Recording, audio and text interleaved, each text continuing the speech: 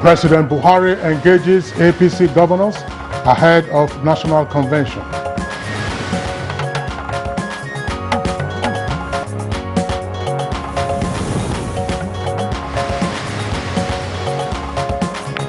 Approval granted for the immediate construction of a second runway for the Nnamdi Ezekwe International Airport, Abuja.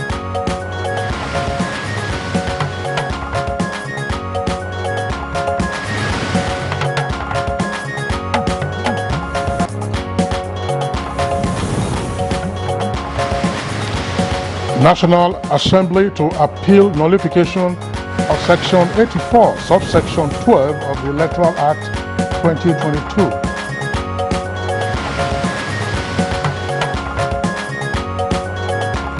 And Good Morning Nigeria, today we shall discuss law and the politics of defection.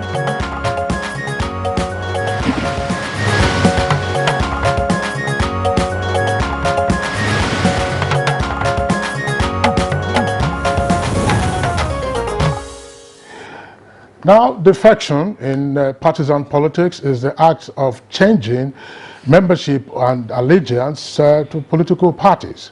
It is often referred to as decamping, cross-carpeting, party hopping, party switching, or party crossover. And one famous political defector was Winston Churchill, who first entered Parliament as a Conservative in 1901, defected to the Liberals in 1904, and defected back to the Conservatives in 1925. A recent United States research also indicates that 7% of Republicans and Democrats defected in 2018. Well, Nadabo, Nigeria's constitution, as amended, permits defection when there is evidence that a party has become irredeemably factionalized, threatening not just its own existence, but also the well-being of its members. And Indian observers insist that unprovoked party defection has serious negative impact on democratic stability and consolidation, adding, if not checked, could negatively affect the country's political system. Well, defection is not new to, to Nigeria. It precedes the country's independence, and we recall that sometime in 1951, some lawmakers in the, that would be 1961, some lawmakers in the Western House of Assembly after independence, who were members of the National Council of Nigeria and the Cameroons, NCNC, defected to the Action Group. So just to correct it one more time, defection in particular became an issue in Nigerian politics in the Western House of Assembly in 1961. And defections have since risen to dizzying heights. We have seen elected officials move from their political parties to 2 or more political parties before returning to the political platforms where they were elected into office. Now, experts are expressing concerns over the effectiveness of the country's legal instruments for redress and submit that the Nigerian anti-defection law is inadequate in changing the political landscape of the country as well as the behavior of political actors. And several other Nigerians have over time tried to find the root cause of the opportunistic defections. They cite lack of political party ideology and self-interest, among other issues, as factors that could be responsible for these defections in Nigeria. Now, others suggest that the solution may be independent candidacy, which the new attempts at amending the provisions of the Constitution also provide for. They also indicate that elected officials, other than those in the National Assembly, should also be included amongst those persons who should be disqualified for opportunistic defection. But I think I need to correct this again because I had a slight falseness about that. We saw what happened in the Western House of Assembly before independence. That was the issue of cross-carpeting, and that's when it came into our lexicon, not 1961 as I had indicated. Yeah, it's 1951 really. Yes. That was when Akintola and then the other person defected from the AG to the NCNC. Yeah. And another school of thought says the final answer still rests with the courts of the law, and then that is its ability to determine when division within a political party should be enough grounds for legitimate defection. Well, these issues and more inform our focus on the law and politics of defection today. We have seen since 1999 how members of various political parties have switched their parties midway into the terms for which they were elected, whether as members of the legislature or executives. We also saw a big one, of course, when the then Vice President, Alhaji Atiku Abubakar, ditched the PDP to seek election as president on the platform of another political party. It was, of course, a judicial decision on that, right up to the Supreme Court. So welcome to this episode of Good Morning Nigeria. I'm Kingsley Osadolo. And I'm Yusuf Nadabu Usman, welcoming you again to the program. We are live on the network service of the NTA, and as usual, we shall serve our complimentary segments in the course of the program. And for now, here is our colleague, Comfort Amadou, with the morning news highlights. Good morning, Comfort. Good morning, Kinsley and Nadabo. Good morning, Nigerians. Here's the morning news. A skillful political maneuvering continues ahead of the National Convention of the governing APC.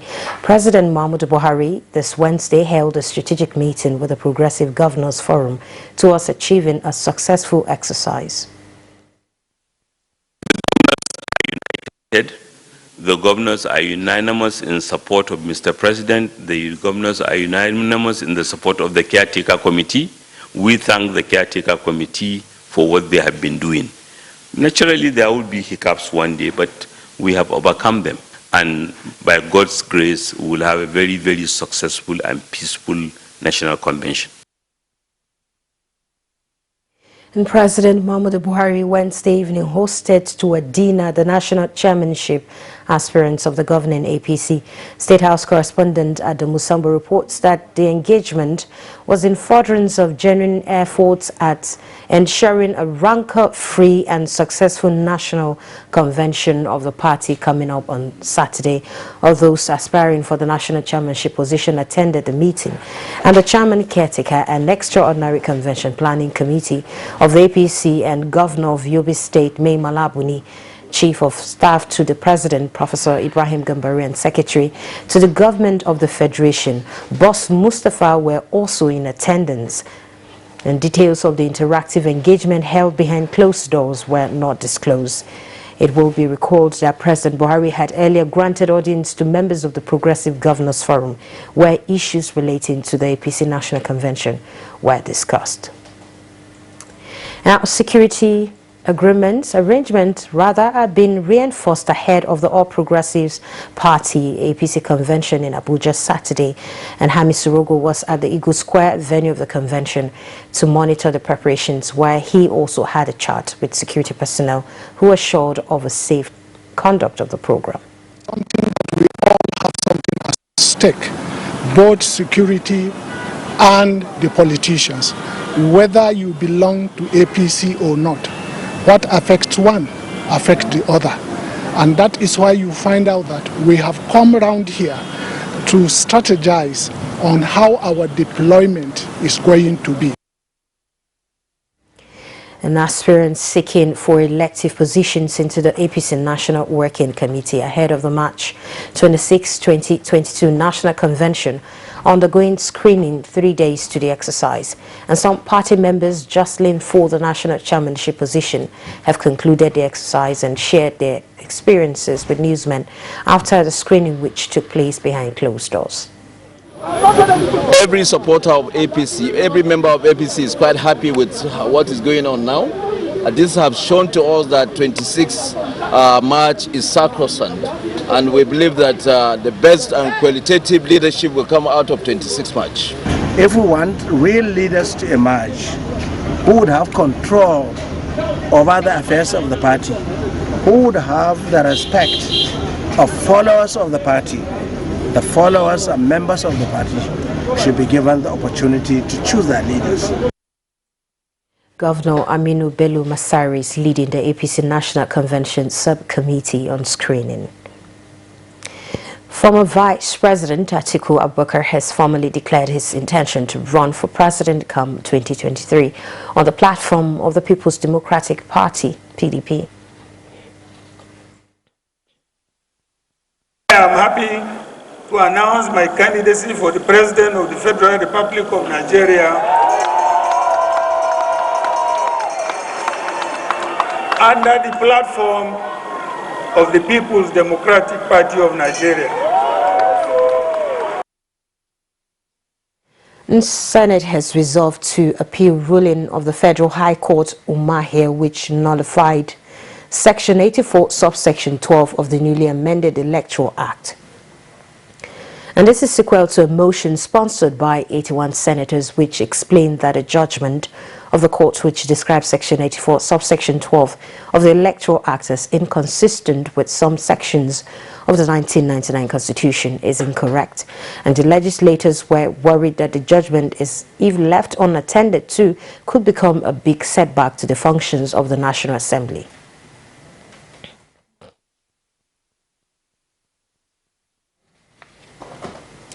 Senate has confirmed 7 nominees for appointments as members of the Monetary Policy Committee and the Central Bank of Nigeria.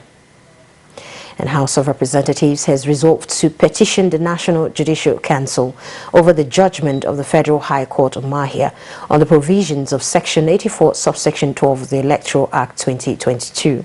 House members, while debating the motion during plenary, described the judgment as encroachment and usurpation, which goes against the principle of separation of power as enshrined in the Constitution. And the House resolved to file an application to be joined as party in the suit and appeal the judgment. It also asked the Attorney General of the Federation and Minister of Justice to tarry until the matter is settled. The Federal Executive Council has approved more than 92.1 billion naira for immediate construction of a second runway for the Nnamdi Azikiwe International Airport, Abuja. Minister of Aviation Hadi Sirika announced this at a media briefing after the council's meeting presided over by President Muhammadu Buhari, and Humanitarian Affairs Minister Sadia Umar Farouk also secured approval of 14.2 billion naira for the training of Empower beneficiaries. That's the news for now. Good morning. Nigeria continues shortly with Nadabo and Kensley after this break. Good morning. Kilometer Lagos-Ibadan Railway is the first double-track standard gauge railway to be built in West Africa. The Mobolaji Johnson train station is a masterpiece, an infrastructure that is gradually becoming an iconic building in Lagos State. The modern facilities put the station on a world map of train stations. Likewise, other new train stations across the country built to world-class standards. The train and its convenience is indeed an admirable effort, with commendations from Nigerians. This is a station that we have to commend the federal government for putting a beautiful face, empowering us in Lagos State, not only in economic and political arena. I can say that I'm really impressed with the infrastructures in place.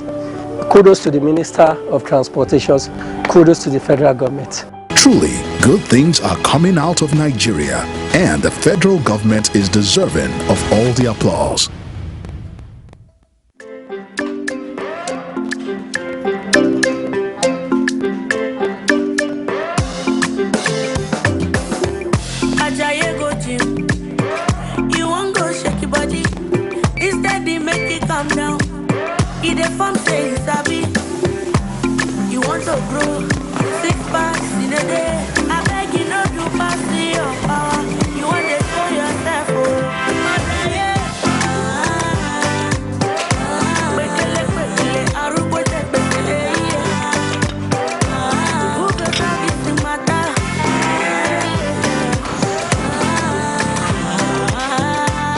Whatever your size, find it with the new Airtel data plans.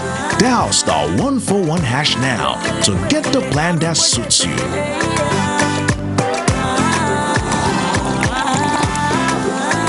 Airtel, the smartphone network. Candidates who are interested in gaining admission into NTA Television College Jos for the 2021-2022 two-year National Innovation Diploma Program are to apply for admission through the Joint Admissions and Matriculation Board (JAM). The courses available for application include film and television production, broadcast journalism, and television engineering technology. Such candidates must have a minimum of 5 O-level credits in relevant subjects including English language and mathematics. For more information, please contact NTA Television College Jos or the marketing department of any NTA station nationwide. Registrar, Announcer. As the 2023 elections draw near, remember, evil prospers when good men and women only wish for peace, but never take a step to make peaceful elections happen. Are you a father? Are you a mother? What are you saying to your children as elections approach? Have you warned them not to let themselves be used to cause violence? Have you explained to them what the consequences of electoral violence might be? Do your part to make peaceful elections happen. Talk to your children. Protect them from unscrupulous politicians who want to put them in harm's way, while their own children are comfortable at home, within and outside the country. Let's join hands to make 2023 elections peaceful. This message is from the National Orientation Agency, NOAA.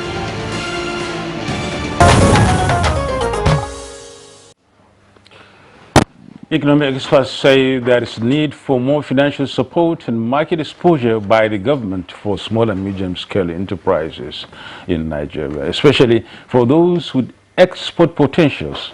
This was during a sensitization workshop in Abuja on increasing access to finance for SMEs by the Nigerian Export Promotion Council, NEPC. Let's now join Alika Panacharua for details.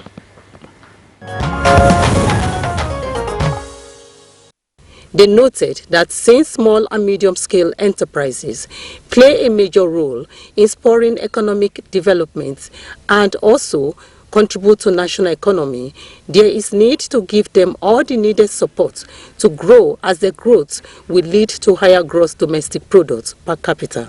The issue of interest rate is very high.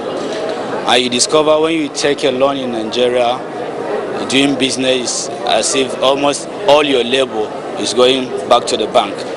But with this awareness, I think it's encouraging. We should take advantage of it. They are taking up 1-digit interest and annually, which is very good. We have a lot of potential product for export in this country. And I think this is a very huge opportunity that every entrepreneur should take advantage of. In addition to finance, multiple taxation and inadequate power supply were also identified as other challenges militating against small and medium-scale businesses in Nigeria. With business news, Alika Opanachi, Arua. Thank you very much, Alika, for the business package, and good morning, Nigeria. Up next, newspaper review.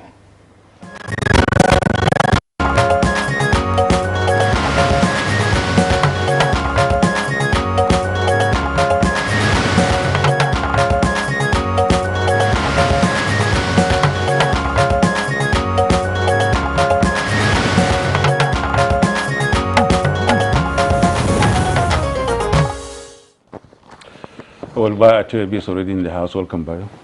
Good morning, Yusuf Nadabo. Good morning, Kinsley. Good morning, Nigeria. Hi, Bayo. Good to see you. Kinsley, you have some 3 papers here. Yeah, that's right. Let me just start with the Nation newspaper. Absolutely. Yeah.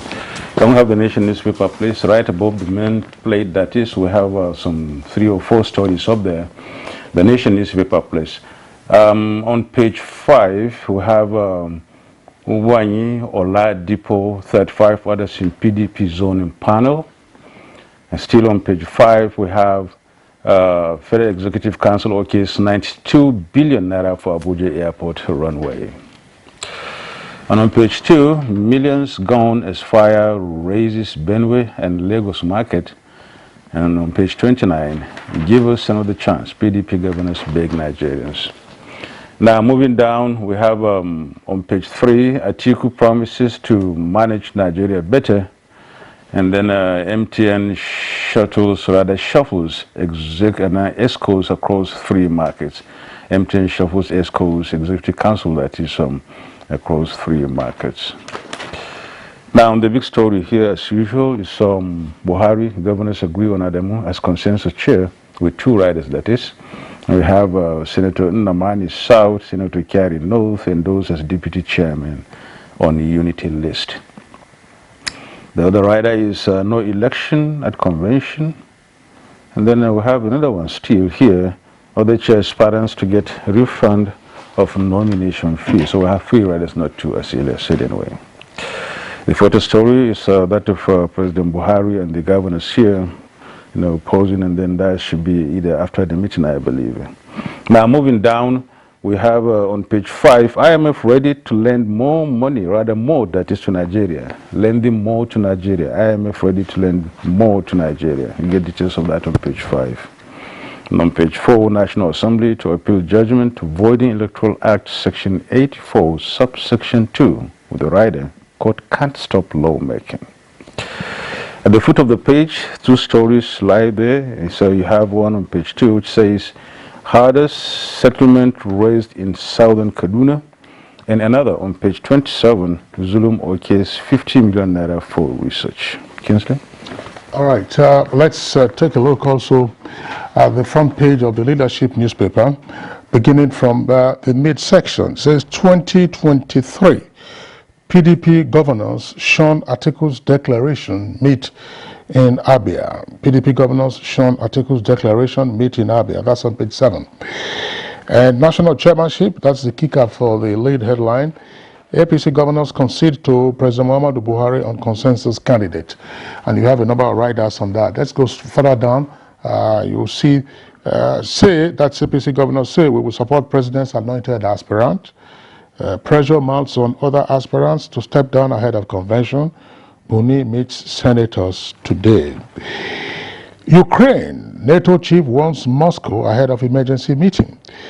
Outcry in Edo as Obaseki sacks 514 workers. Those are workers of the State Sports Council. 5,000 residents around Lekki Deep Seaport may relocate. Those are the headlines there. And then to the Punch newspaper. Punch is pretty busy, but some of the lead story, of course, is on the National Assembly planning to appeal the decision on the Electoral Act. National Assembly plans appeal, tackles judge, and Malami insists on amendment. It says Brigadier Amila asks Attorney General not to tamper with Electoral Act. Court ruled that the provision be deleted and not part of our law. That's according to the Attorney General of the Federation. APC moves to bar appointees from voting at convention and primaries. And then further up, that's to say above the nameplate now, telecom subscribers grew by 2.03 million in January, according to NCC. PDP governors lists Buhari regime's economic woes, boast better leadership. This details on page 14. Southern Kaduna boys, death toll hits 37, church attacked, settlements raised. Buhari orders Silva, Kyari and CDS to halt crude oil theft. Report where your husband resides. There's a typo there. NYSC tells married prospective corpus. Bayron behind Ghana-bound cocaine arrested, and some seizures there of the illicit drugs. Now, you see the photographs on the front page there of the Punch. It's somewhat aslant. I don't know what's wrong with our camera today or the positioning. Says President Muhammadu Buhari with the Progressive Governors Forum during a meeting at the State House. If you look at the photograph clearly, you will see that 1 or 2 persons there are missing. All right, now defection. Court decides suit seeking Dogara sacking April 11th. And residents allege Ghana boys using herdsmen to attack Benue communities. Slapping. Group berates Bianca Ojukwu and Obiano's wife and apologizes to Soludo. Autonomy. Disregard Fayemi and Akeredolu's opposition. Nolge tells Buhari. Embittered lover arrested over acid attack on girlfriend for refusing marriage. Police and residents differ over gunmen attacks in Katsina, LG. Bayo. Let's start with the Attorney General of the Federation, who yesterday said that the order by the Federal High Court, Umuahia, that he forthwith delete subsection 12 of the section 84 of the Electoral Act 2022 is work in progress. Meanwhile, the House of Representatives yesterday passed a resolution asking the Abubakar Malami, Senior Advocate of Nigeria, not to give effect to the judgment. The judge had held that that section is unconstitutional, invalid, illegal, of no effect to the extent of its inconsistency with the 1999 Constitution as amended. The House of Reps, from 3 motions, described the ruling as an assault on the National Assembly, but also an usurpation of the powers of the Parliament. They call themselves Parliament, and I think they are a National Assembly. Constitutionally, it's the National Assembly. The Parliament was... I think it's a manner of speaking. If you have said a legislature, correct. Yeah. But when you say a parliament is the description of the legislature in what you have in the United Kingdom, like the House of Commons. You won't refer to the Congress in the United States as parliament, would you? Well, the United States, they don't call themselves assembly. They call themselves Congress. Congress or Senate. The Constitution in Nigeria says we have a national assembly. That's why I said it's a manner of speaking. You're looking for synonyms. Yes. You can say legislature. With that, the legislature, parliament is a manner of speaking. And of course, you do. I don't want to say this. Say it. No, when you say, when you are using the word to describe a group of persons or animals. I know where you're hear heading. a pride of lions. Are you with me? Yes. A herd of cattle and so a parliament of fill in the blank space. The House also says it will petition the National Judicial Council that the judge acted ultra vires and by usurping the powers of the Parliament. The Senate, however, took a different approach. The Senate says it is going to appeal the ruling of the court. So the Attorney General of the Federation and Minister of Justice, who is an officer of the law, is caught between obeying the order of the court and also the instruction from the National Assembly from its resolution that he should not give effect to the ruling of the court. Well, the reaction of the National Assembly is not unexpected.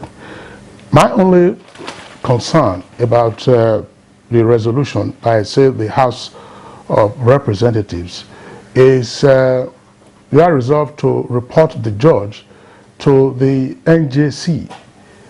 I don't see any misconduct in the decision by His Lordship who handled the case in Umuahia. A judge can't be wrong in his decision. That is why when you go on appeal, the decision is set aside. Now, if the judge in his decision has overreached the judicial boundaries by further directing the Attorney General of the Federation to delete subsection 12 of section 84 of the Electoral Act, that is an overreach. It doesn't amount to any misconduct. When you then go on appeal, as you say you go on appeal, and your appeal succeeds, that part of the decision of His Lordship will, of course, be struck down by the Court of Appeal. Unless you are saying there was some other finagling, and that doesn't exist. So these are some of the grounds of your appeal. To say, for instance, there was no joinder, what you call joinder in law. That's to say it appears that it was only the Attorney General who was a defendant in that suit. The National Assembly says, oh, we should have been joined in the suit. That is not a misconduct on the part of the judge. So I think that the honorable members of the House of Reps could proceed with their intention, along with the Senate, to appeal, if as they said they would do, and then leave out the whole issue of reporting the judge to the NJC. If the petition gets to the NJC, I have no question about it, that petition will be thrown out. And the judge has done his some bit now. At least he has just served the case and delivered the judgment. I mean, it is part of the evolution of our democracy. So if there are the disagreements as relates to matters of law, it is only the judiciary that can resolve it, not the lawmakers. There was no big offense there. Yes. Anyway. Lagos State has shut down Eco Bridge and has given 48 hours to traders and squatters under the bridge to vacate. This is sequel to fire outbreak yesterday. It emanated from makeshift shops and containers under the bridge. The effect and damage on the bridge is suspected to be substantial at Okearin around Akpogbon area. Meanwhile, the early morning fire was put out by a barrage of firefighting agencies. The fire caused gridlock in the area, and alternative routes have been announced. Lagos State now says that traffic from Surulere area will now use Ijora Apapa route, while those from Leventis UBA roundabout will connect Marina through Butero, and another route is to link the inner Marina to the third mainland bridge. Meanwhile, all the squatters are set to vacate. The Ministry of Works and the Lagos State government will carry out integrity tests to ascertain the extent of damage. Now to the area of politics. Sorry, before you get into politics, which is also what we are discussing in our conversation segment, we don't have access to all the papers this morning, but I think it's a crying shame that the photographs of the burnt bridge in Lagos, those photographs are not on the front pages of the papers. They are inside. Now, does that suggest the editorial consideration that this is not an important subject matter? I think that is a grave omission. Because probably about a year or so ago, if you recall, there was another fire incident that burnt the bridge at Toyota bus stop. That bridge takes you from the Apapa Oshodi Expressway right onto the international airport. It was that access had to be closed, and it caused tremendous traffic problems for that particular area. It was a fuel tanker that exploded under that bridge.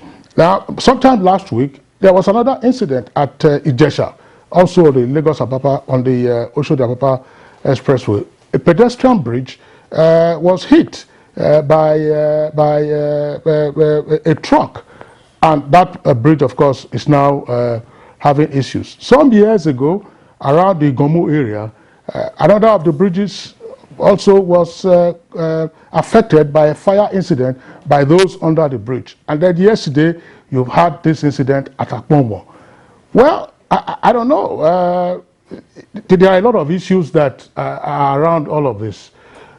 The ground space under the bridge is where you have all kinds of traders and sellers. And squatters. And squatters and containers. You don't be surprised that somebody is giving them tickets every day and collecting rates from them. And then the owners of the bridge, which is the government, fails to ensure that there is no hazard posed to the bridges themselves. And with all these incidents I mentioned Igomu some time ago, I mentioned Toyota, I mentioned Ijesha-Tedo, now there is Akpogbon. You're almost about going to be waxing a song. I'm sure you're familiar with this song, London Bridge is falling down, burning down. You know, my best rendition of that is by a reggae group called Culture in the late 70s. You know, they sang London Bridge, so you might say, Lagos bridges are burning down, burning down. Well, the fire, Lagos bridges are burning down. The fires in a Rasta fire. The fires have been contained. And interestingly, that these bridges are meant to reduce the traffic congestion there.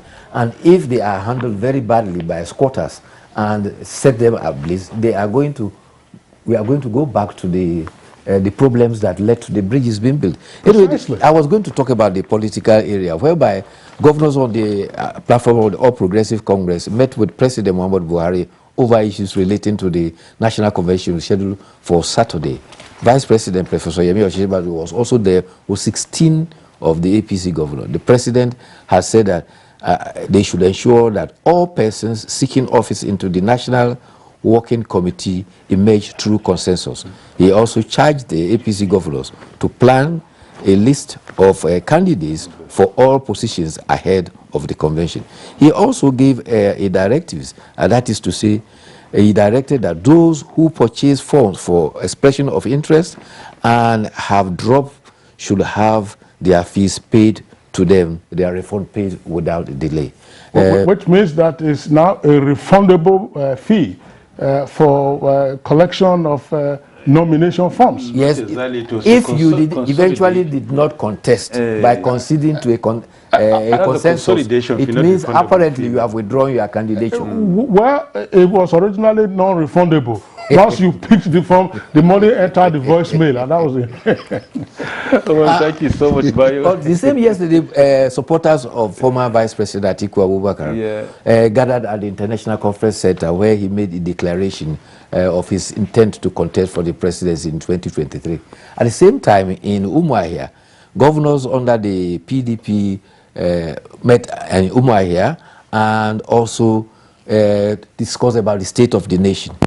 They said that the nation is bored with review suffering of members of Nigeria, and then their party, the People's Democratic Party, is set to relieve Nigerians of the agony they are going through. 3 governors are among those who also have indicated their intent to contest the presidential ticket. They are all moving towards a better Nigeria. The governors who are doing something about the celebration, Atiku is declaring. And that's just it. That's politics, of course. Thank you so much, Bayo. Thank you, too. Thank you. You're watching Good Morning Nigeria. We shall now take a break.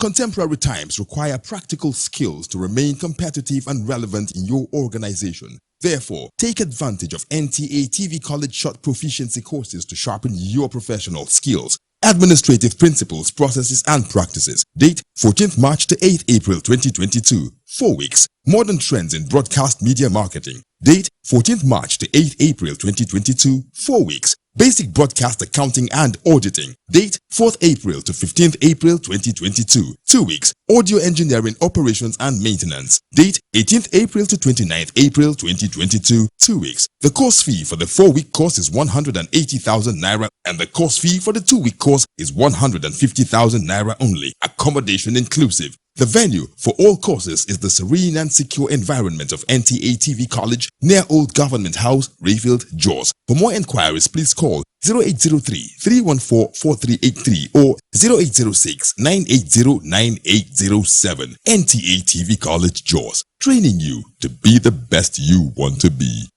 Our pastors, our imams, in every church, in every mosque, please realize that in the course of praying for peaceful and transparent elections, we all have duties beyond prayers. If we want a stable society before, during and after the elections, what should you be saying to those that worship with you? All Sundays and all Fridays, you are saddled with the responsibility of bringing up good generations. It is therefore your duty to both man and God to ensure peace all the time. No matter about elections alone, people talk to people and people listen. Talk to your followers. Make them listen to ensure peaceful 2023 elections. This message is from the National Orientation Agency. Do you run a breast or cervical cancer service? Are you a private or public laboratory, clinic or hospital that offer any of breast imaging, cervical cancer screening, HPV vaccination, or other breast or cervical cancer services? Is your service a primary, secondary, or tertiary center located in any part of Nigeria, no matter how remotely located it is? If yes to any of these questions, then subscribe to the OCI Foundation's Save a Breast app and become accessible and visible to millions of Nigerians. It is all for free. To subscribe, just type the Save a Breast application form on Google or go to the OCI Foundation's page on www.ocifoundation.org and search for Save a Breast application form. Complete the form and submit. And let millions of Nigerians patronize you, all for free. Become part of the OCI Foundation's quest to tackle breast and cervical cancers in Nigeria. And join us as we rise by lifting others. And as a prompt for our conversation on law and politics of defection, let's listen to this background report put together by Garba Nata'ala.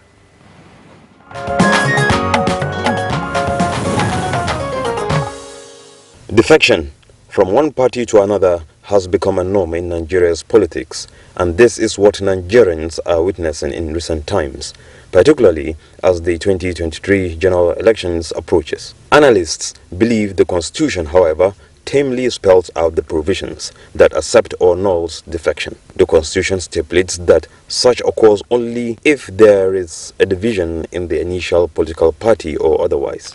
Section 68, subsection 1 of the Constitution indicates that a member of the Senate or House of Representatives shall vacate his seat in the House of which he is a member if he defects to another political party when it is unhealthy to do so. A proposed legislation on defection has passed first scrutiny and awaits a second reading at the House of Representatives. The lawmakers deem it fit to seek an amendment of the ineffectual law which has been exploited by political office holders in the country. The proposed amendment is expected to include the president, governors and their deputies to also step down if they defect to another political party from their initial political parties under whose umbrella they were elected. Research also shows that none of the countries regarded as great democracies in the world, such as the US, United Kingdom, Canada, Germany among others, have laws against defections. The current gale of defections in Nigeria is a source of concern for many, and many wonder if they indicate an issue with Nigeria's democracy. Can legislation change the narratives? These and more issues, guests on Good Morning Nigeria will be looking at.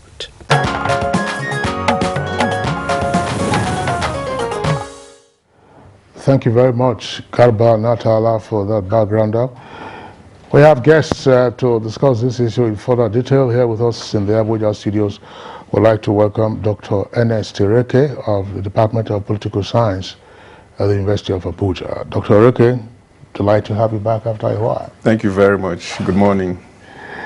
Also joining this conversation from our Port Harcourt studios, a constitutional lawyer, also a regular on Good Morning Nigeria, Festus Oguche. Festus Oguche, as a lawyer, as I indicated, pleasure to have you again on Good Morning Nigeria. Thank you very much, Kingsley. Good morning, Nigeria. Good morning, everybody. And also joining us via Zoom from Oshobo is Professor Emmanuel Remi Aide, Professor of Political Institutions, Governance and Public Policy, Department of Political Science, University of Ibadan. You're welcome to Good Morning Nigeria, Prof. Good morning, and thank you for inviting me to this program this morning. Good morning, Nigerians. All right, gentlemen, well, while the Zoom connection to Oshobo is still all right, we might as well begin this conversation with Professor Emmanuel Aide again, one of our regulars on Good Morning Nigeria. We're talking about the law and politics of defection. Let's begin with the politics of defection and why we have a sense of the history of defection in Nigeria. Let's have your take on whether this has now become a worrisome development in the Fourth Republic. Yes, indeed, it's a worrisome development because the rate of defection has increased very rapidly. and it shows some measure of opportunism within the political system. And what is particularly very absurd about defection is that you have movement crisscrossing parties, you have reverse movements as well. So it becomes very meaningless as politicians are looking for opportunities to realize their individual ambition. So it means that defection is a reflection of the opportunities that politicians are looking for in order to occupy public office. It does not reflect a change of view or opinion or ideology about the essence of government or the focus of political parties. In that sense, it doesn't really bode well, both for the polity, for democracy, and for the political parties themselves. And it shows very clearly that the political parties are just mere vehicles for achieving nomination to contest public offices. They do not represent any particular tendency in terms of development programs. So politicians move around because it doesn't really matter which political party you are in. It does not reflect any particular commitment in terms of public good and public programs. So it's worrisome in that sense. And it becomes even more worrisome when you now look at the implication it has for the political parties. We complain about political parties that are weak, that are not institutionalized. When people continue to crisscross parties, then it means that commitment to those political parties are nil or near nil, and therefore those to build the parties are nowhere to be found because people just look at political parties as opportunities and they are not committed to the political party as an institution, as an organization of which they are a member and for which they have responsibility. So it's really not good for our democracy, and it has become very rampant, unfortunately. And thank you so much, Professor Emmanuel. Let's move to Port Harcourt, and they hear the views of Festus Oguche on this. Defection has been there since 1951 in this country, and then it's been now more or less like a trade. When one feels he doesn't belong here, he just moves, and that really, expresses, or rather makes Nigerian express his or her right to move and associate with any other political group. What's the take on defection? How positive or otherwise is it in Nigerian politics?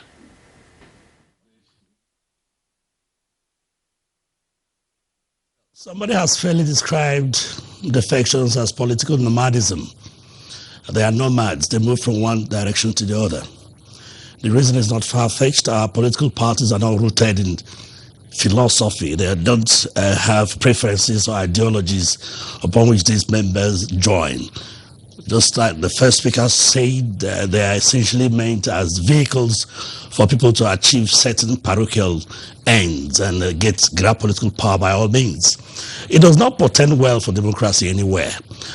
Defection is not peculiar to our society. It started in the United States as far back as 1855. And since then, there's been a lot of moves to curb it with anti-defection laws, which are operational till date. We started on a very sound slate in the days of Fedeco, with the decision of the Supreme Court in Fedeco against Mohammed Goni. And since then, it has become a trend that political defection is one that touches on political morality. And people are not allowed to move anyhow because it tells us also that the sanctity of the ballot is not respected. There's not as sacrosanct as the expression of the people's will. And people have come to express themselves positively in that light under the banner of a political party, and they give it to somebody. And indeed, it is short of fraud. Because carrying the people's ballots around with you in the form of a nomadic existence because you're in political office tells us that you have a right over those ballots. They are not your ballots in the first place. So it does not portend well to our democracy, particularly the way they go about it here in this country. Because you see them move from one direction to the other in droves, in their droves. If this current government does not get into power in 2023, you expect that a lot of people who are here will move over to the political party that is in control. which tells us also that there is not much deep commitment to our political ideologies and political direction. We must have that necessary democratic practice and constitutional license to move things forward, and it requires conviction, and also the mindset that political office is for service, selfless service to humanity, selfless service to your country, and not for your self-serving individual interests. But when you see people move like that, you begin to ask yourself questions, because it's a very difficult thing, and I'm sure it's not so easy for you to see somebody who is Republican come the next morning and say he wants to be Democratic. He wants to be a Democrat, or from Labour to the other party. These are things that are not too common these days, particularly with the trend of political issues, with the modern developments and democracy that should be the hallmark of our own system here. As far as I'm concerned, the current spate of defections, ship jumping and all that tells me so much about the level of commitment of our political elites to the democratic experience that we're having currently. And it is something that should be curbed as much as possible. Thank you very much, Festus Oguche. We'll come back to you presently. Now back to the Abuja studios. Dr. Ernest Ereke, is defection injurious to Nigeria's democracy? Well, I think like the first two speakers have said, and as most of us know, it is not only injurious to the democratic project, it is equally injurious to the developmental strides of the society. Because the essence of having a political party is to get power and begin to steer the ship of the state towards a particular direction, whether you believe in the right or to the left. And therefore, a political party essentially must have its own ideas about how the society or what the society should be. And it is also expected that if I get onto the platform of a political party, I am buying into the ideas of that party. I am buying into the programs that the party has articulated in its manifesto. I am buying into the philosophy of that party. And therefore, it is expected that if I get elected using that political party, I will begin to implement programs, policies, and projects that are in line with the ideas that the party has articulated within its manifesto. And so midway into governance, I jump ship and I jump into another political party that ordinarily should have a different idea, a different philosophy, different programs, different policies other than those articulated by my own initial political party. And so in that light, it is not only injurious to democracy, it is injurious to development and even the political harmony of our system. For instance, if you follow what is happening in some states where the courts have stepped in now, for instance, the issue of Ebonyi State, for instance, you can find out that governance will suffer in that state, for instance. You will also find out that the political stability within the system will also be unsettled, because now you have a group within the State House of Assembly. One will be loyal to the governor, one will be loyal to a different political party. And so you have all of these instabilities that will unsettle governance. And so the issue will now be which party will control the state. And so it unsettles the political system, unsettles governance, unsettles development, and therefore generally it is injurious to our political system. Dr. Anna, so given the background you've just laid, which is really beautiful enough, one could see that there is some ideological confusion, therefore, among Nigerian politicians. Even the fact that this is where we start, this is where I stand for a start, this is where I should go. And I'm convinced, for instance, that this party is where I should be. And I've sold that party to my people, and they accepted, they voted for me, and I became. That confusion is self-serving, more or less, given the fact that it doesn't really look at the people that voted in. Exactly what it is. And maybe to also say, and I'm sure Prof can also speak more to this, that if you reduce these things we call political parties really to a scientific test, as we have always said in political science, you discover that they cannot pass to be called political parties. Because one of the things parties do is to have a common idea that acts as a magnet that bounds its members together. Now, the absence of that idea, the absence of that magnet that holds them together will ensure that that is not a political party.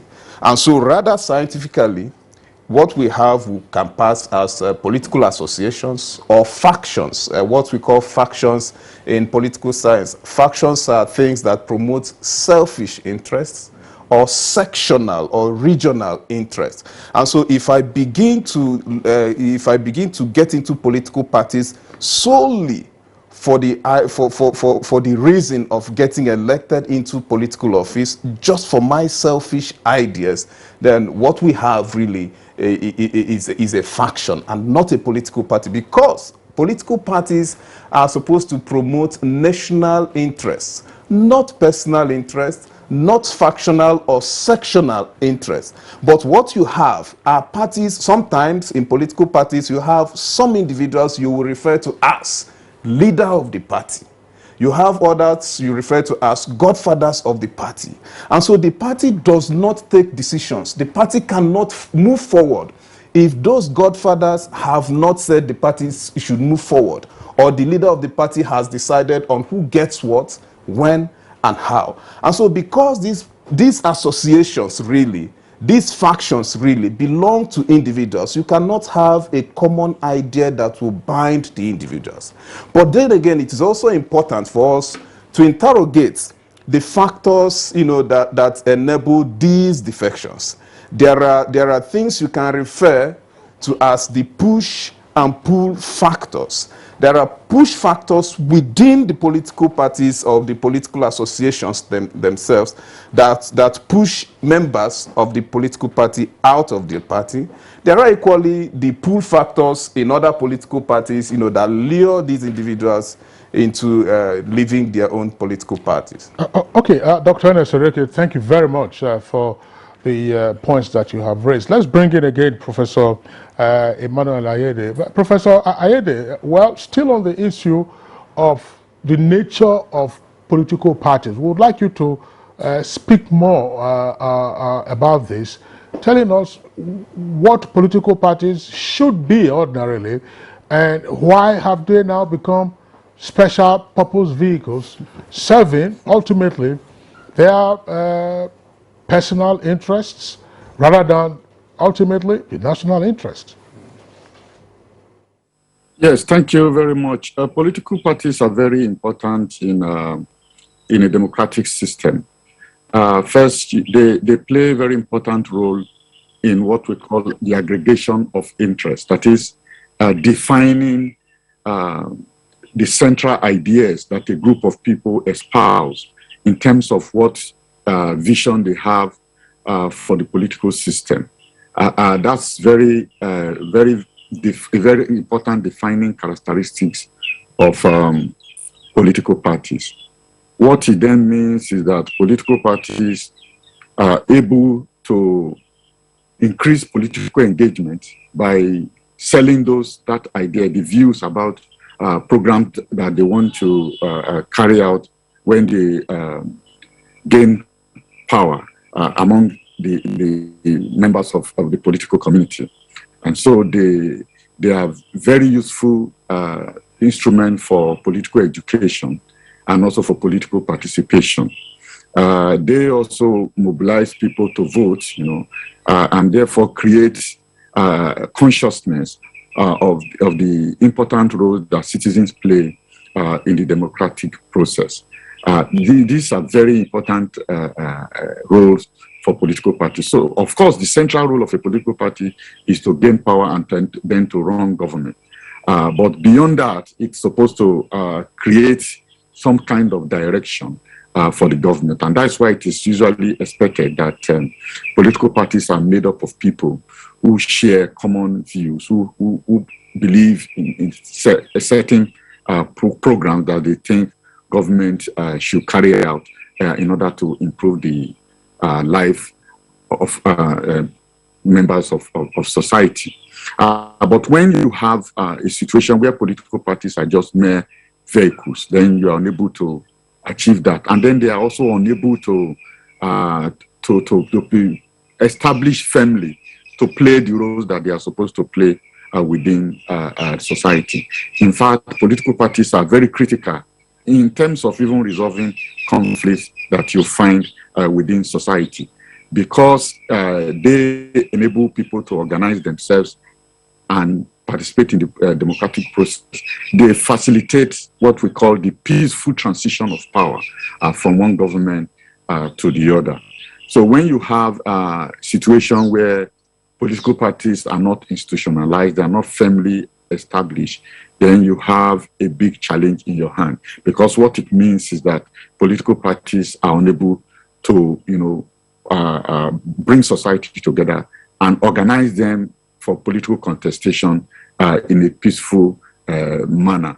And very critical too is that political parties, when they become insignificant in terms of how government is run, then government becomes predatory. It means that government is not guided by any party program or party manifesto. What it then means is that you have a rule of people who are not committed to anything. And then if people vote because they believe in the programs of political parties, and then you have political parties who come into government and they are not committed to fulfilling those programs, then of course the people will be taken for a ride. They will be sort of deceived or cheated. And that's why it's important that political parties not only win power, but they have members who are committed to their programs, members who are committed to building the political parties, so that the political parties can be durable, can be institutionalized, and can effectively govern when it win political power. Without effective and strong political parties, you can't have democracy in an organized manner. And that's why there is no society where you have democracy without political parties. Even if it's even a single party, but usually there will be a party, because society have to be governed in a systematic and orderly manner around programs and ideas that usually is consolidated and expressed by the party organization and the party leadership. Professor Emmanuel Remy. First to Soguche, you've heard what Emmanuel said. He painted a very nice picture of a political party and of course what it should be. And then at the center of this, we earlier started talking about ideologies being, the central focus of a political party, around which all members of the political party, rally around in order to achieve their goals and the goals of the nation and for the party. But even in developed climes, I must say, defections happen where these ideologies are really strong, the UK, the US, India, and the rest of them. What would you say, or how would you look at this ideological issue from the perspective of the Nigerian, of the democracy in Nigeria, which is struggling to really move up and stand on its feet?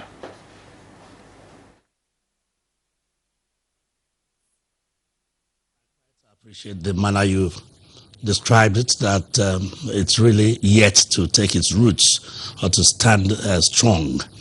Ideologies are the prime movers of any political organization.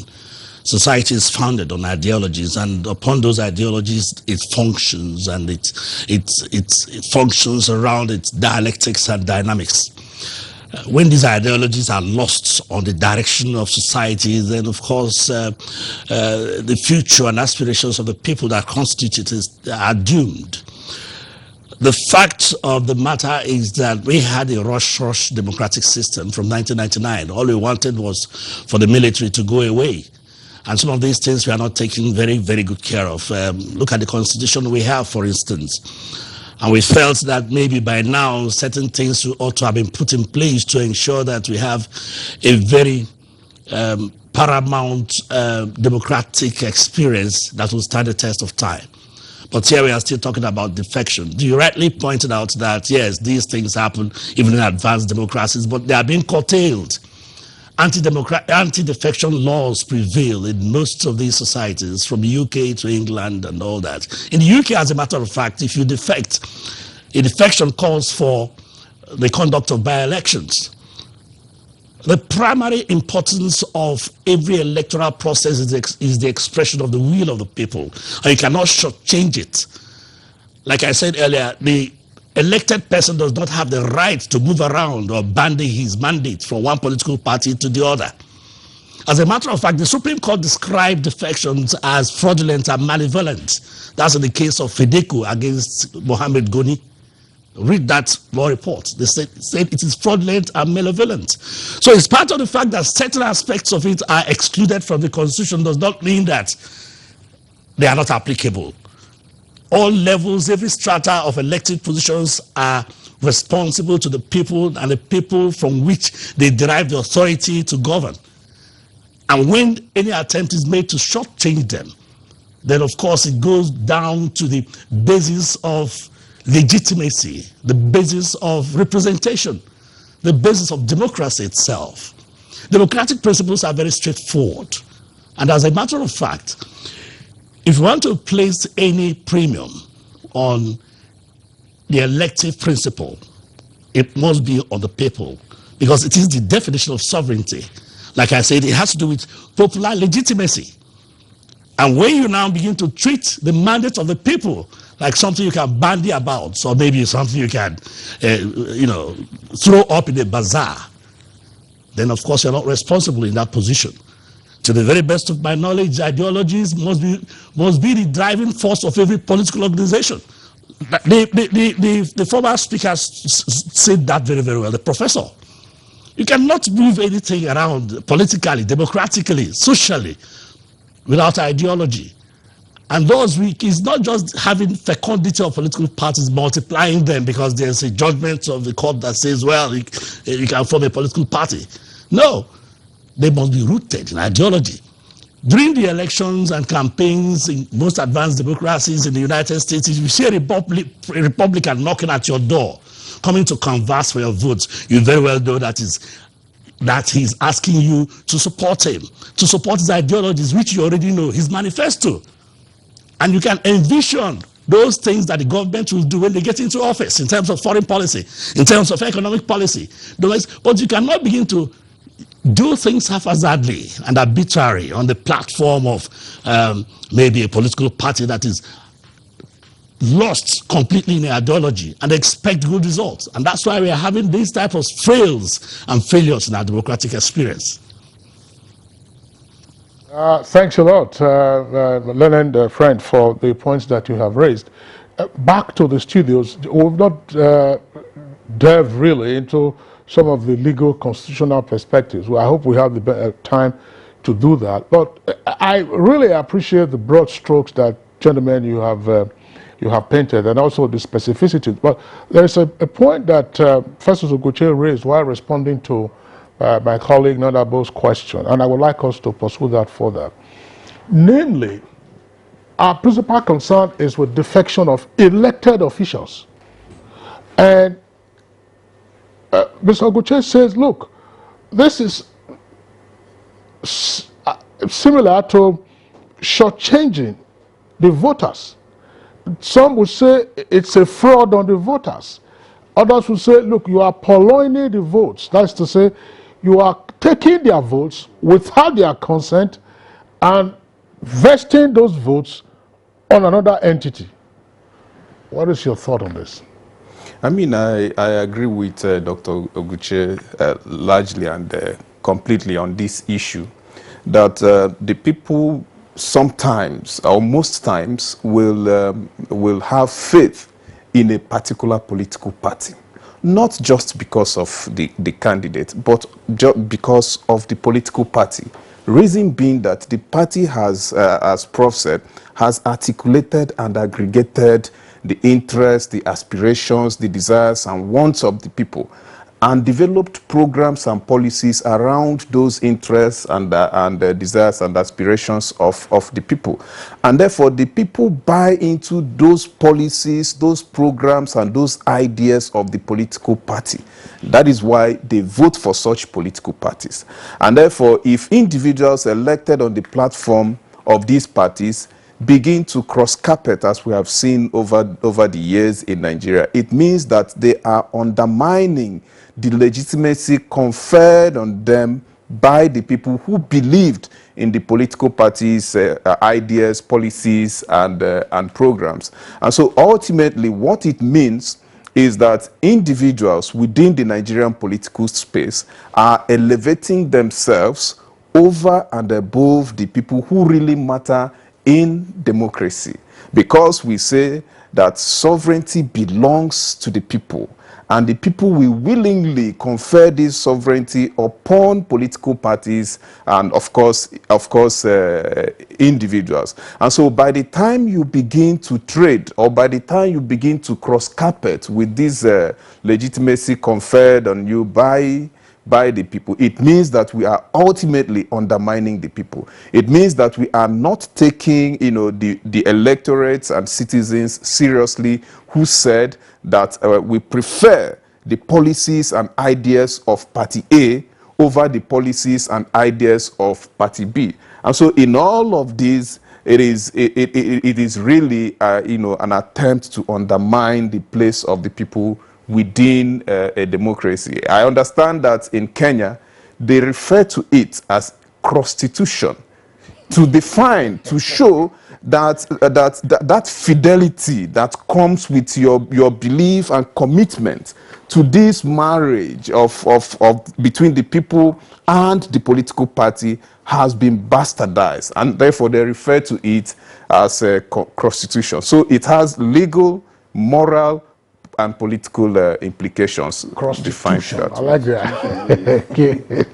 Dr. Addis, let's hang on to this a little bit. On the surface of it, in Nigeria, generally speaking, I don't know how true this is, but from my experience, from my watch, from my perspective, people naturally and normally don't go in for ideologies this time around on parties. They follow people they believe they will deliver for them. And in this circumstance, you find a situation where when after being elected, a governor, a senator, or whatever, or whoever it is, decides to now leave the party he was elected on to some other party, the people follow him to a certain extent. They don't normally question why moving away with our ideology, with our ballots, with our votes and whatever, because of something like godfatherism, something like leader of the party, something like, it doesn't really have, that strength, the party itself, but the people. Well, I wouldn't say the people will generally move with either the elected officer or the godfather when the godfather moves. Of course, a political leader or a political office holder would definitely have some followers. If I'm a governor, for instance, and I defect from one party to the other, you will naturally expect that my appointees will move with me. You will also expect that those who are loyal to me within, of course, if I'm a governor, I appropriate my state house of assembly, as we have seen in Nigeria. And so the state assembly is my personal property, and therefore the members of the assembly will equally move. But then it is important to point out that Nigerians believe in the ideas of political parties. And I say this because we have seen examples. In Anambra State, for instance, Anambra has remained within has been governed largely for a very long time by the All Progressives Grand Alliance, irrespective of the fact that APGA is not really seen within the national political space. Yet, the people of Anambra State believe in the ideas, in the ideals, in the philosophy of the All Progressives Grand Alliance, and they have remained committed to to that political party. And so whether you bring money bags from other political parties, the people are resolute. And then, of course, something very, very instructive happened in the last governorship election in Anambra State. When some voters were interviewed, a particular lady said that they brought money and said we should vote for a different candidate. We collected their money, but voted for the candidates and the party of our choice. Meaning that Nigerians believe in political parties. Nigerians believe in the ideas, in the policies that political parties, articulate. And again, in the study of political parties, you discover that a party really is an alternative to the government in power. That is why you will have in parliamentary system that the opposition party will have a shadow minister of education, a shadow minister of finance, meaning that you have alternative ideas you want to sell to the people. And therefore, the people will compare. And that is why we have choices and options within democracy, that the people will compare the ideas of a particular party with the ideas and options of another political party. And so if they are fed up with the policies articulated by the party in power, they can decide to switch to the other party, offering them a better lease of life, offering them an alternative policy, offering them alternative programs. And that is why it is important that those who join political parties on the basis of the ideas of the political parties should remain committed to the programs, to the ideas of those parties by remaining within those parties. Even though we have said that, of course, as Prof said, these political parties are not institutionalized. And therefore, because they are not institutionalized, there are governance issues and administrative issues within those parties which oftentimes unsettle these parties. We talk about lack of internal democracies within those political parties. And so when it becomes so serious that some persons may no longer take the hit within the party, they also move. But to a very large extent, I want to say that Nigerians still believe in political parties and the ideas of parties. All right, Dr. Ernest Oreke, thank you very much. I would like to go to Barrister Festus Oguche in our Port Harcourt studios. Now, in addition to all that has been said, some persons will argue that, fine, let's go to the four corners of the Nigerian Constitution as amended. We have used the analogy of a marriage between an elected person and the voters, but the Constitution also recognizes freedom of association, which is to say, if a marriage is not working out, as the saying goes, if it's broken down irremediably, then the parties go their ways. And some other persons will also say that this is what elected officials have been doing. So, are they in breach of the constitutional provision? We know what the provisions are in terms of freedom of association, also in terms of what happens if you are in the House. You may wish to elaborate on these points.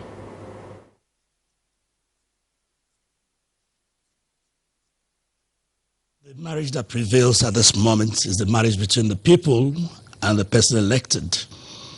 And that marriage is under the umbrella of a particular political party. There's a particular case in the United States where an independent candidate, who was elected to a particular position, while in that position, switched over to another political party, and it was faulted by the courts. So it is much more deeper than just freedom of association. The right to swing your arm stops at my nose. You did not just get that right from anywhere. The people voted and exercised their franchise, which is a fundamental right. If you look at Article 13 of the African Charter, several articles in the Universal Declaration of Human Rights, civil and political rights, economic, social, and cultural rights, recognize the right of the people to participate in the democratic process, either directly or through their representatives. And of course, you do that under the umbrella of political parties. It does not have anything to do with right to freedom of association, because we are dealing with the votes that emanate from a demography. And that demography is still alive and active, except you are telling me that all of them have been wiped away by either disease or coronavirus. But so long as they are there, you cannot go away or move out from that political space, from that political anchor they have given you with their votes. I know, being a fundamental right, it reminds us also that fundamental rights are indispensable and inalienable. And that was the argument some of us put forward when Prince Abubakar died. That you don't transfer the votes to another person. The people are still there. I know elections are very expensive, but the prime anchor, the main motivation of every electoral process is the people. So if anything happens along the line, like a defection, like death, we should be thinking about going back to the people to exercise their right to confirm that franchise. It could be a very difficult task, it could be an uphill task, but it's something that is achievable and geared towards ensuring that a proper democratic space is established. So your right to freedom of association does not connote that you as the elected person will go with my vote. It is my vote. And you cannot treat it as though it is your own property. No, you cannot. There's a decision of the African Court of Human Rights on independent candidates. And it was positive to the fact that, well, if you deny me my right to participate in the political process, of course, as an independent candidate, because I don't join political parties, then it offends my right to freedom of association, because I can decide not to join a political party. What is important is that I want to participate directly in the electoral process.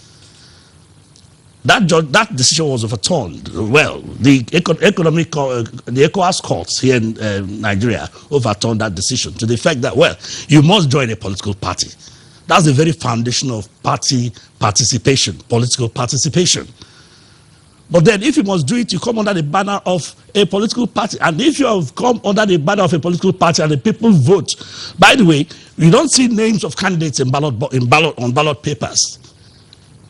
And when somebody wins an election, they give you a declaration certificate that says you, Mr. So-so and so of so-so political party, has won this and that and that. So it's not a matter of invoking Chapter 4 or any other provision of the fundamental rights provisions touching on the right to freedom of association. Your freedom of association stops when you're dealing with the votes that are not yours. They don't belong to you, they belong to the people.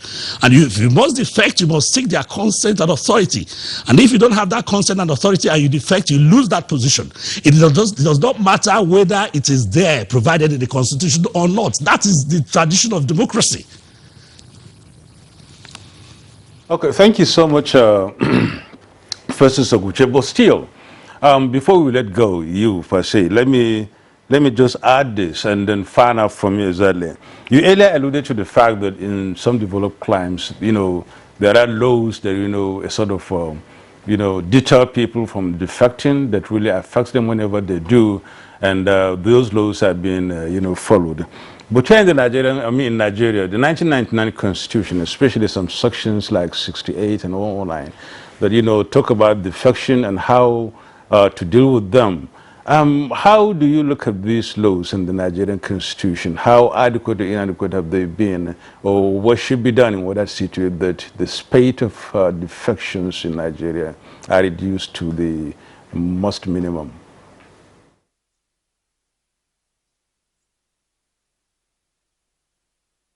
Anti-political party switching laws is not peculiar to advanced democracies. We have it here. You mentioned Section 68 of the Constitution, though it restricted itself to legislators. But then what we are saying is that in spite of the fact that the Constitution is not quite expressive about some of these areas, I won't say it's a lacuna. The Supreme Court has said in DSS against Bakoba that you wouldn't expect the Constitution to go into minute details of all provisions. You construe a Constitution both in its letters and in its spirit. The spirit of the Constitution must conform with democratic principles, doctrines, particularly in the area of political party switching, the votes of the people, sovereignty, political legitimacy. constitutional democracy. These are very fundamental principles of constitutionalism that must be abided with. And to be very, very honest with you, I will say rather without equivocation that if political parties are allowed to flourish as they should be, then we'll have less of these movements, these exodus, these nomadic expressions. But then that is not even the point alone. Because to the extent that I understand, if you want to have a viable democratic system, then of course it is very, very important and incumbent that these abnormal, absurd, somebody else has used the word absurd circumstances must be checked.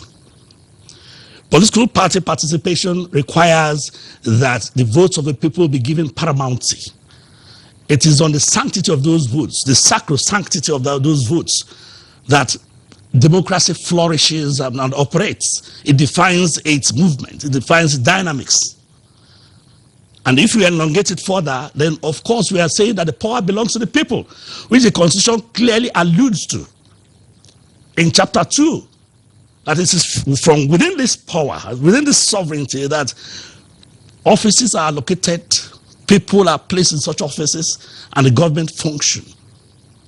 And the paramount importance must be given to the people, the demography, the people that are responsible for the organization of government, even though they are passive participants, they're not active, in the sense that they already have representations.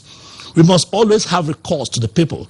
But you see that even some of these constitutional provisions, like the power of recall, cannot even be effected because of a lot of issues concerning the emasculation of the society. Now it's no longer emasculation by way of coercion. It's now emasculation by way of poverty, excruciating poverty. And these are the draw lines that we must put into proper focus if you are to look critically at the future of our democratic experience and make sure that we nip some of these vices in the bud as much as we can, considering also the desperation of the political class, considering also the fact that it appears that political office is the quickest way to make money, to be rich, nouveau rich overnight, and to see how some of these things can be lowered to ensure that participation, active participation in a political platform is meant for people who are ready to selflessly serve their country with little or nothing. And a lot of people are bound that are ready to make that sacrifice, not people who want to use political party platforms or whatever to seek for ways for their own self-serving enrichment and aggrandizement. That's the point. Thank you very much, Barrister Festus Oguche raised very critical points. I want us, gentlemen, to explore further the issues that you have raised, and that relates to the voters and the votes. You've talked about it extensively, that when a person is elected, it is the voters who matter. It is the voters who have vested him and his political party with those votes. Professor Emmanuel Ayede, now we've also talked about the breach of trust when an elected person purports to appropriate those votes and move on to another platform. We've also said that it's almost like shortchanging or purloining of those votes. I'm just wondering, maybe from a jurisprudential sense, I know you're not a lawyer, but I'll break it down.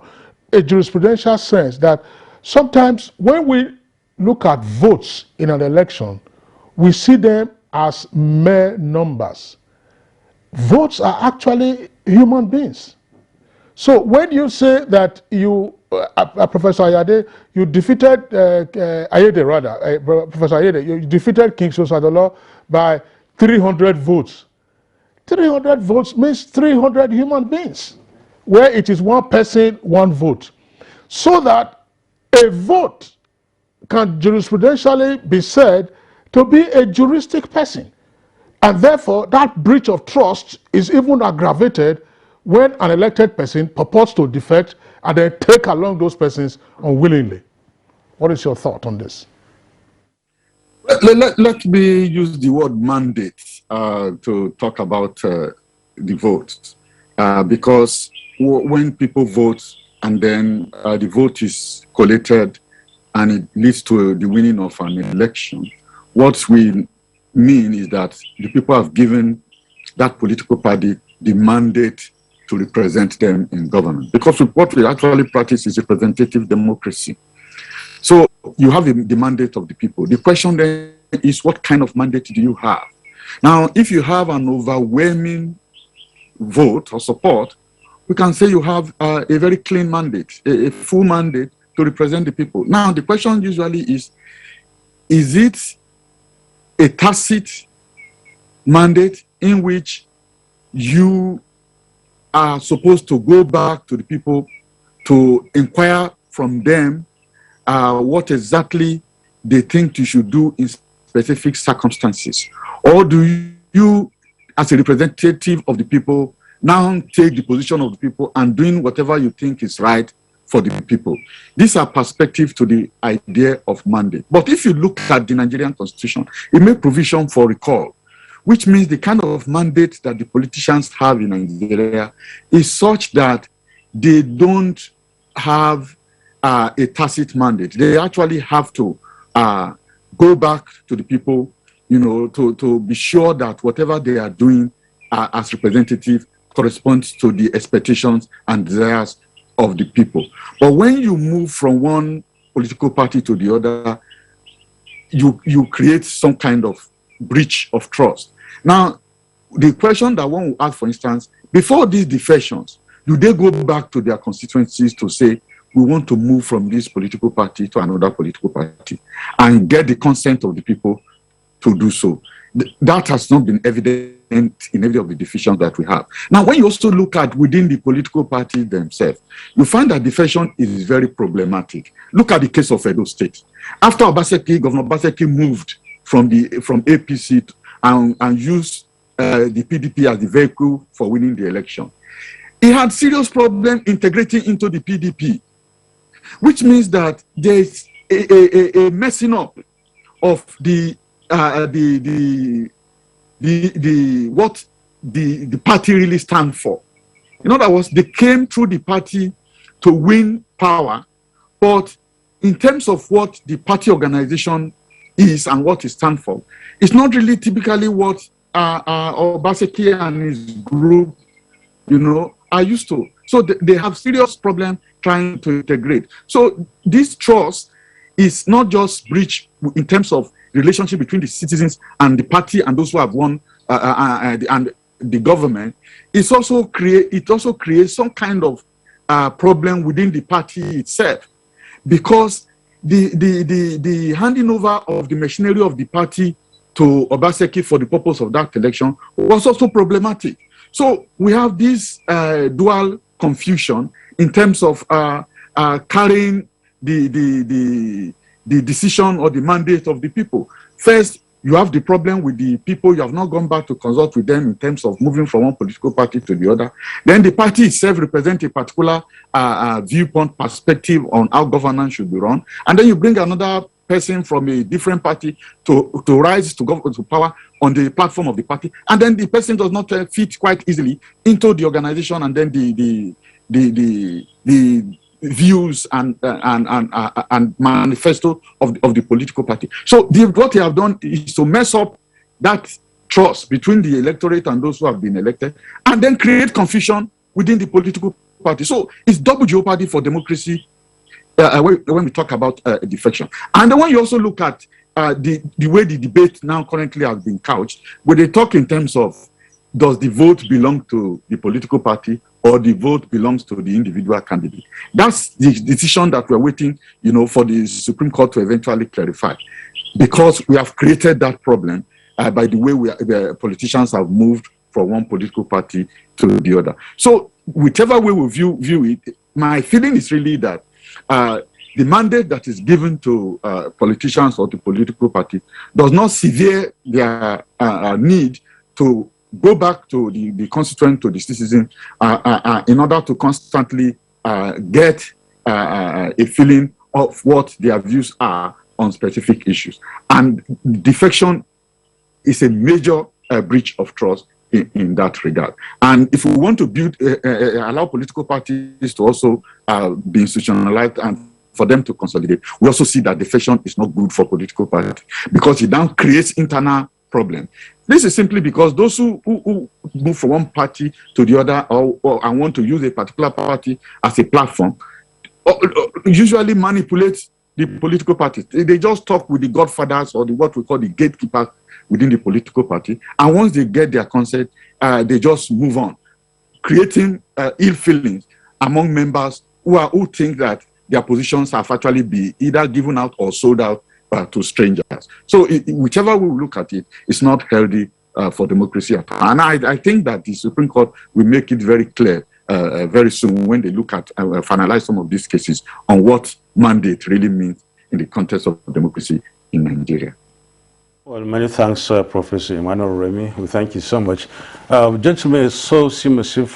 The bottom line is that defection is just negative to the political system, to democracy, and to everybody else, given the fact that some people are being shortchanged. And of course, the main, issue at stake is having to serve the people that really elected you into office.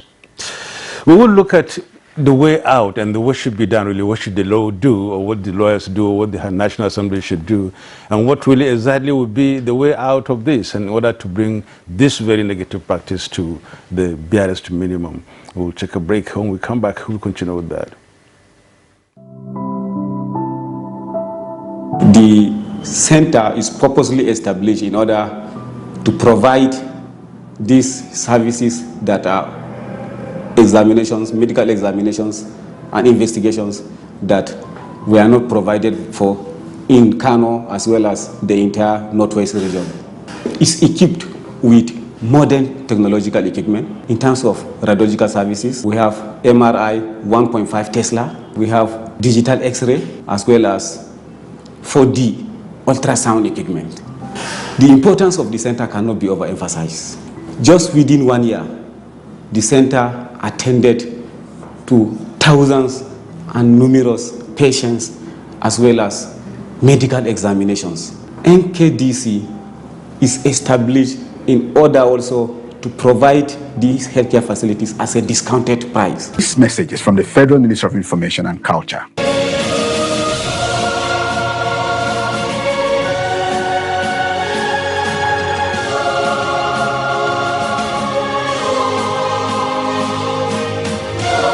We are all Nigerians. Against all odds, we shall and must remain united. We may have our challenges, our problems, and setbacks. However, together we shall overcome them all. What doesn't break us shall make us stronger. This is the mindset that shall bring peace, progress, and prosperity to our beloved country. Do not let tribal and religious sentiments govern how you think, act, or feel. Don't be influenced by those who want to destroy our precious national unity. Everybody who is a Nigerian is your brother and your sister. This is the mindset of the new Nigeria. It is also the mindset that we must all adopt. Let us support each other in creating the Nigeria of our dreams. This message is from the Nigerian Television Authority, NTA. To every politician, as the campaigns gain momentum and passions begin to rise, remember, the errors of your opponents do not make you a success. Do not run down your opponent and inflame passions to violence between and among your supporters. What counts is what you plan to do for the electorate and how you intend to relieve their sufferings and bring succor. Nigeria is in dire need of patriotic leaders at all levels. Leaders who will make national development their priority. Concentrate on telling the electorate what you intend to do when you get into office. Focus on making your vision clear to the electorate. Don't engage in verbal abuses, fake news, or speeches. Keep dealing with issues that will bring progress. You win the hearts and minds of the people by being above board, by being civil, patriotic, and showing empathy. Let's join hands to make the 2023 elections peaceful. A message from the National Orientation Agency. Arise, O Nigerians! Let's applaud the courage of Flight Lieutenant Abayomi Dairo, aka the Aggressor, for his skillful and dogged escape from the bloodthirsty bandits in the forest of Zamfara State. 3 hearty cheers also to all military and security personnel who are tirelessly protecting fellow Nigerians from insurgency and banditry while maintaining peace and order. Nigerians are proud of Abayomi Dairo and all our gallant men and women in uniform for sacrificing so much to keep us safe. We admire your courage and we say thank you. God bless the armed forces. God bless Nigeria. This message is from the Federal Ministry of Information and Culture. You're welcome back, and it's still Good Morning Nigeria, live on the network service of the Nigerian Television Authority. We are on the home stretch of today's conversation, which is on the law and politics of defection. Dr. Ernest Ereke with us here in the studios. There are a number of points that the other guests have raised based on the questions that we asked Festus Oguche in Port Harcourt and Professor Ayede via Zoom from Osogbo. I asked I asked Barrister Festus Oguche the question around associational rights, right of freedom of association, for instance, and what the consequences should be, or how those rights should be exercised without consequences, if any. Yeah. Yes, and maybe just to quickly clarify that, yes, democracy guarantees this right for your freedom of association, that if I am in party B today and tomorrow I decide that I'm no longer comfortable with party B, I have to move to A. The Constitution and even democracy guarantees that right. But then there is a view about political parties, what political parties is or are. There are different views, but one particular view says that a political party is an association of people who believe in common ideas and want to secure power and place individuals in government positions with all its rights and with all its responsibilities and privileges. Now, meaning that I can only enjoy those privileges and exercise those responsibilities if I am still within that political party. And if you read part of what I think Justice Eko said in the case of the Ebonyi State, you discover that Eko was saying that it was like you can't eat your cake, you can't have your cake and eat it. Now, you exercise your right, quite all right, exercise your right of freedom of association. Generally, you can exercise that right of freedom of association, but you cannot take what belongs to A to B. If you are leaving A, leave A as who you are, and leave all of the properties, all of the privileges, all of the responsibilities of A within A. You can't appropriate the votes of one political party to another political party. And so while, yes, we recognize that democracy guarantees this right of freedom of association, but then as Dr. Oguche said, your right to swing your arms stops at my nose. You can't swing your arm up to my nose. And so if you want to exercise that right, yes, exercise it, but you cannot appropriate the properties of one onto yourself. And I think it speaks to the issue of if votes, those votes are human beings or just mere numbers. Those votes are expressions of what people believe in. They are expressions of my dream. They are expressions of my wants. They are expressions that I want hospitals, I want roads, they are education, they are agriculture. And so by the time you dump, the platform, that has offered me these roads, that has offered me health, that has offered me poverty alleviation, it means you are also denigrating and you're also desecrating, that faith I had in that political platform. My colleague, I'll take leave from you and ask Festus Oguche to also comment on this part before we take some tweets, which has to do, Barrister Festus Oguche, I have raised that question earlier with Professor Ayede, that when we look at votes, we tend to see them broadly as numerous. If, for instance, you defeated me in an election by, say, a margin of 1,000 votes, we say it's 1,000. Even if it is 1, we say it is 1 or 2. But I then asked the question that said, look, actually, a vote can't be vested with juristic personality, because a vote is cast by a human being. A vote contains and embodies a hope for, or the hope for some better future, or a belief in the candidate as well as the political party. And therefore, if you are moving with those votes, you are probably taking me unwillingly. What's your take on this?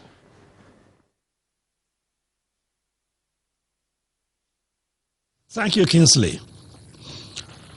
Votes, like I said, has sanctity. They are sanctified expressions of the people.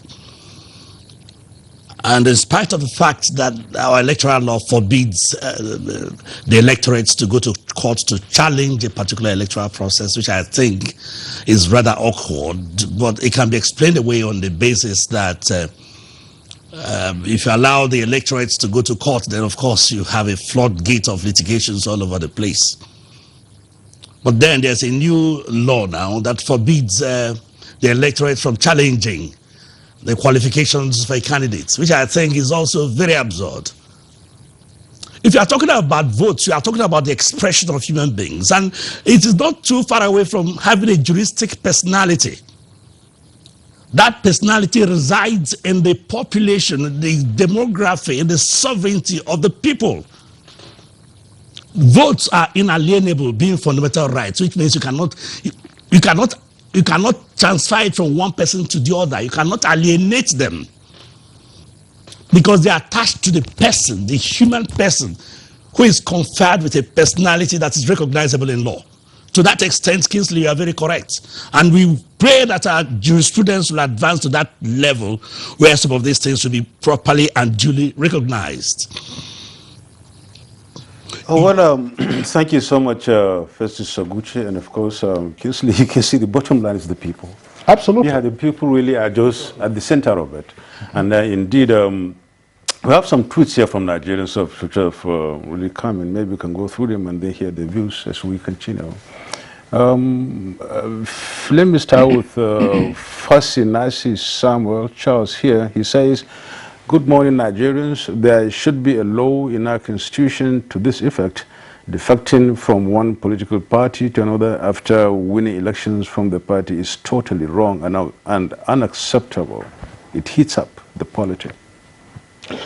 Well, there are provisions in the Constitution against defection. Very plainly, the explicit provision in the Constitution relates to members of the legislature, State House of Assembly, or the House of Representatives, or the Senate. There are stated grounds for defection, but if those grounds do not exist and you are a member of the legislature and you defect, the Constitution provides that you lose your seat. The touchy point now relates to the executive branch, and some argue that there is a lacuna in the Constitution, but as you have heard from the various arguments, that lacuna doesn't exist, and Festus Oguche stated that much more explicitly. Now, Marvin New sends another tweet. "Until the masses stop voting based on personality rather than parties, we will continue to see political joggers crossing carpets, especially at a crucial time like this." Yeah, we've talked about the really, voting based on personalities and not parties, really strengthening the parties, I would say. Absolutely. Now, Usman Banu Kantu says the Nigerian constitution is not explicit on defections. Otherwise, the rate at which elected leaders cross to another party couldn't have been so rampant. The politicians are conscious of the constitution, so relevant sections of the constitution must be clear, devoid of any ambiguity. Now, Boss Dynamic, that's the handle for this Twitter that has sent in this tweet. Votes do not belong to an individual. They belong to a party. Therefore, any politician who chooses to leave his party should also leave the votes behind, which were cast for the party. Shitu Taufik finally says, no legislation can prevent defection in our politics. Rather, the moral standards and loyalty of every party will prevent defections. And these are tweets from Nigerians. Okay. All right. Well, we'll get a closing thoughts of our guests before we just sign them off. Beginning with Barrister Festus Oguche in our Port Harcourt studios. Let's get your brief closing remarks on this vexed issue. We know that, gentlemen, you've made very valid submissions to this topic.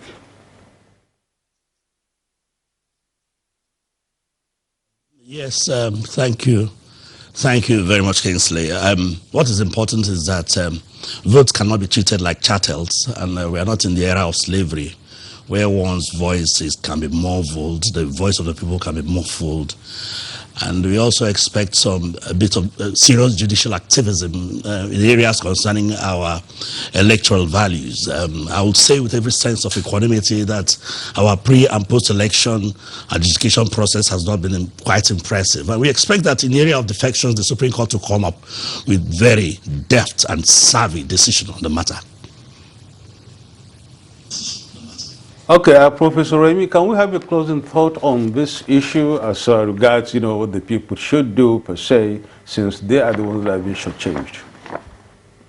Yes, thank you very much. I think I've made it very clear. The politicians don't have a free mandate from the people to do whatever they like once they have been elected. The people decide to give them a mandate on certain conditions, and that's why there's recall provision in the Constitution. I believe that the Supreme Court will clarify some of these issues when they give us their decision concerning the cases that are before them right now. I think it's important for politicians to know the trust of the people and the supremacy of the citizen must reign for democracy to be meaningful. Doc, finally. Yes, first is to commend the judiciary for the actions taken so far. Only recently we saw that... I think I will be careful about getting into live cases. Yes, so that the matters are sub judice. Yes. Just to cite an example, that some individuals who even moved away from a particular political party only recently returned. And so, meaning that we have seen these defections because nobody has really come out to implement some of the laws of the land. I mean, this matter is already settled. Kingsley, you mentioned the issue of the legislature, and yet you have presiding officers, who treat these things with levity. And so it is to commend the judiciary, and also to continue to encourage that political parties become institutionalized, become internally democratic, so that they will be able to reduce some of the squabbles, that lead to these defections.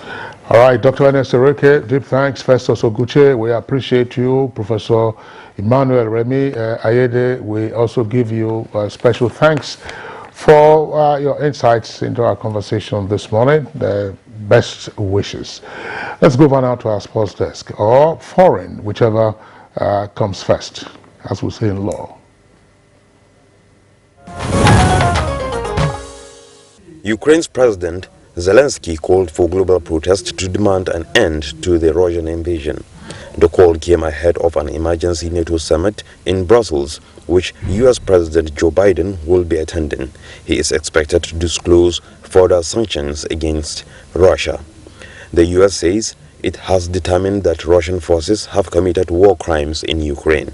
Meanwhile, NATO Secretary General Jens Stoltenberg said NATO leaders are likely to agree to send more assistance to Ukraine, including equipment to help Ukraine defend itself against chemical, biological, radiological, and nuclear threats. Media sources indicate that the alliance also has 140 ships at sea and 130 aircraft on high alert, pointing out that the forces will remain in place as long as necessary. And up next on Good Morning Nigeria is sports. inspired Senegal when they clash again on Friday in the 2022 World Cup playoff. Failure in the continent sent winners filling one of the 5 places reserved for Africa at the 32-nation finals in Qatar. Meanwhile, Super Eagles goalkeeper Francis Uzoho will be hoping to keep his 9th clean sheet when Nigeria face Ghana in the first leg of their Qatar 2022 World Cup final playoff on Friday at the Baba Yara Stadium in Kumasi. The 23-year-old goalkeeper is in line to man the post for the Eagles after first choice Maduka Okoye pulled out of the playoff on Tuesday after contracting COVID-19. Interim technical advisor of the Super Eagles, Augustine Eguavoin, and some players have also been speaking ahead of the crucial clash. This is not a league. We all know this is the only result we need to be at Qatar. So we're working hard. The boys are fit, they are sharp, we are ready.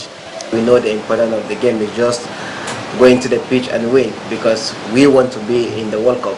In the other 2022 World Cup playoff first legs games, Cameroon is seeking a record-extending 8th appearance by an African nation at the World Cup, and Mali hoping to reach the finals for the first time with an aggregate win over Tunisia. Thanks a lot for being with us on Good Morning Nigeria today. We're back tomorrow, same time, 7 o'clock in the morning. Look after yourselves. I'm Kingsley Osadolo. And I'm Yusuf Narabusman. Thank you so much.